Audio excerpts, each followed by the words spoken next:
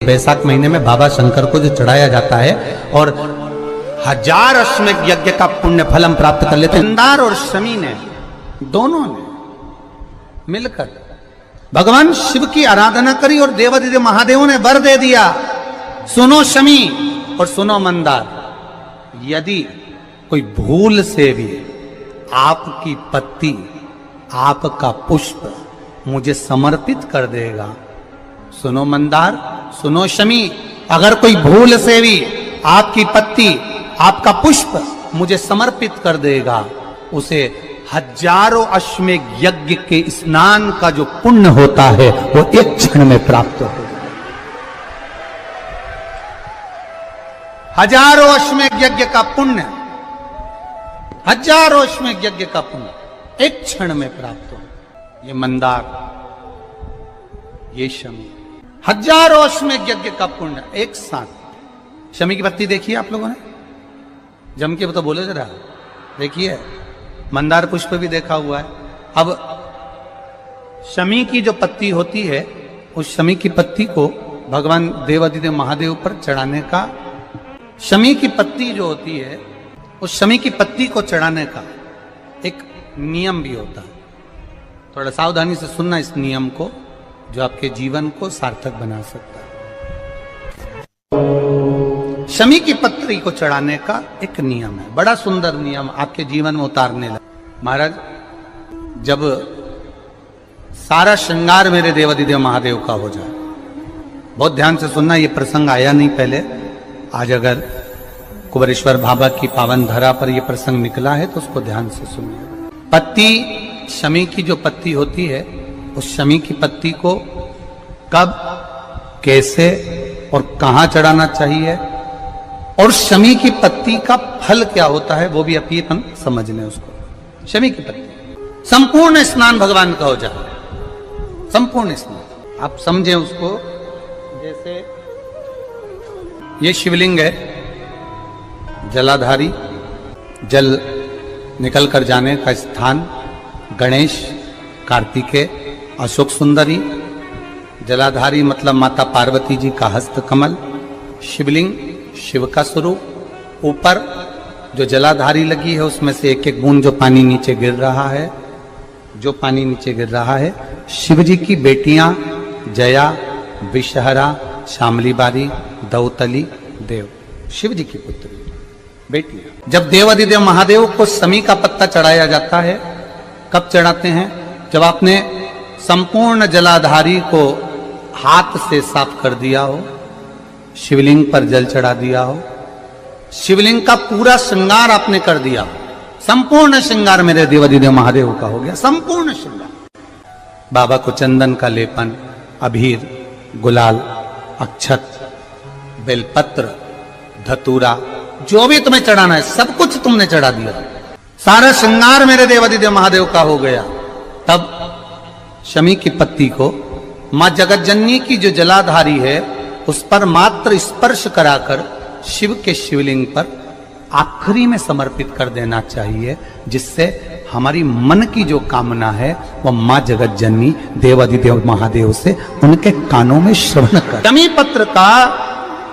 एक बात और स्मरण में रहे, शमी पत्र की बहुत एक बात और अपने स्मरण में लीजिएगा। शमी पत्र जैसे शिवलिंग, जलाधारी और स्थान, जब बहुत ज्यादा मात्रा में दरिद्रता होती है, बहुत ज्यादा मात्रा में बहुत कष्टमय जीवन, जब तुम्हारी चित्त वृत्ति में आए, जब तुम्हारे मन में आए, धन भी नहीं है, पैसा भी नहीं है, बहुत दरिद्रता का जीवन है, बहुत दुखी जीवन है, तब बेलपत्र और शमी पत्र का प्रयोग जरूर करके देखना। प्रैक्टिकल करने में कुछ नहीं जाता, प्रैक्टिकल करने में क्या जाता है, करके देखना। उस समय पर जैसे वो कहते हैं ना कि कोई कहने वाला कह दे कि महाराज जी, वो एक महाराज प्रवचन दे रहे थे और प्रवचन में देते देते देते देते किसी ने, महाराज जी प्रवचन दे रहे थे कि मदिरा का पान नहीं करना चाहिए, नहीं पीना चाहिए, गलत है, नाली में पड़ा होता है, व्यसन में पड़ा होता है, ऐसा पान ना करो। एक महाराज का पेचेन वाला खड़ा हो गया, उसने खड़े होकर कह दिया, ओ महाराज तुम इतनी बड़ी बड़ी बात कर रहे हो, तुम्हारा सगा भाई तो पी के नाली में पड़ा, गटर में पड़ा, महाराज जी को क्रोध नहीं आया, समझ थी। महाराज जी ने कहा भैया देख,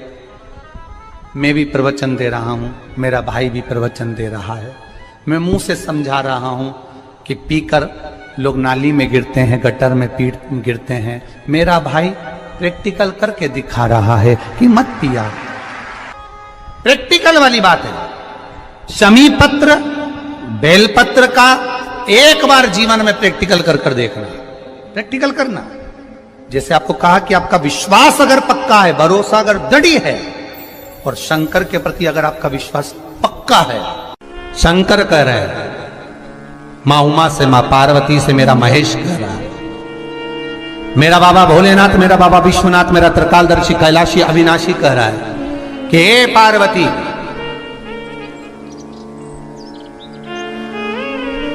एक बीला, एक बेल जो मुझे समर्पित करता है, और समर्पित करने के बाद उस बेल की महत्वता देखिए, जो बैसाख महीने में बाबा शंकर को जो चढ़ाया जाता है, और 1000 अश्वमेध यज्ञ का पुण्य फल हम प्राप्त कर लेते, मात्र एक फल चढ़ाकर, मात्र एक फल चढ़ाकर। हे पार्वती, संसार का मनुष्य जब मुझे वो बेलपत्र समर्पित कर, वो बेल का फल समर्पित करता है, पार्वती वो फल जो मुझे चढ़ता है, फिर मैं भले नर्मदा के जल से निकला हुआ कंकर शंकर क्यों ना हूं, फिर चाहे मैं गंगा के जल से निकला हुआ कंकर शंकर क्यों ना हूं, चाहे फिर मैं यमुना के जल से निकला हुआ कंकर शंकर क्यों ना हूं, चाहे मैं सरयू के जल से निकला हुआ कंकर शंकर क्यों ना हूं, चाहे मंदाकिनी के जल से निकला हुआ कंकर शंकर क्यों ना हूं, ए पार्वती, फिर जो भी शिवलिंग पर वो बेल समर्पित होता है, वो बेल उठाकर जीव अपने कार्य में ले सकता है। ये मां उमा से कह रहा है। तो उस बेल की महत्वता जानेंगे। अब अपन उस बेल को जानने के लिए वापिस स्कंद पुराण में चले, तो स्कंद पुराण में लिखा हुआ है कि जो बेल बैसाख के महीने में शंकर को चढ़ाया जाता है, वो बेल का फल उठाकर रख लिया जाता है। बैसाख के महीने में उस चढ़े हुए, बाकी के आपको बेल का फल खाना हो तो बात दूसरी, पर चढ़ा हुआ जो बेल का फल है वो पूरा बैसाख नहीं खाना। बैसाख के बाद में अगला जो महीना आए, उस महीने के अंदर उस फल के अंदर का गुर्दा निकालकर उसको सुखा लीजिए, और सुखाकर जिस व्यक्ति को पथरी की बीमारी हो, और जिस व्यक्ति को पेट में बहुत भोजन पचता ही नहीं है, पूरा शरीर पाचन क्रिया बेकार हो गई, उस व्यक्ति को केवल 7 दिन तक शंकर पर चढ़ा हुआ वो बेलपत्र प्रदान कर दीजिए, पथरी भी बाहर और पाचन क्रिया भी ठीक, जिंदगी भर तकलीफ नहीं। उस बैसाख में उस फल की इतनी महत्वता बाबा भोलेनाथ स्कंद पुराण, लिंग पुराण, नर्मदा पुराण, पद्म पुराण के अंतर्गत, शिव महापुराण के अंतर्गत वर्णन कर, उसकी महत्वता है। वो बेल का फल साधारण नहीं हो सकता। अब मंदार का जो पुष्प होता है, आंकड़े का जो फूल होता है, एक सफेद कलर का भी होता है और एक गुलाबी कलर का भी होता है। देखा है आप लोगों ने? बोलो, जम के बोलो, देखा है ना? गुलाबी कलर का जो पुष्प होता है, वो आप मंदार का, आंकड़े का जो गुलाबी कलर का पुष्प होता है, आप टीवी पे देख रहे होंगे, एक सफेद देख रहे होंगे, एक मंदार का गुलाबी फूल, नीला कलर का फूल देख रहे होंगे। जो नीला कलर का जो पुष्प होता है, गुलाबी कलर का जो आंकड़े का फूल होता है, प्रयास करना, जब किसी विषम परिस्थिति में फंस गए, विषम परिस्थिति, जब आपको लग रहा है कि मुझे बहुत भय लग रहा है, कुछ बुरा होने वाला,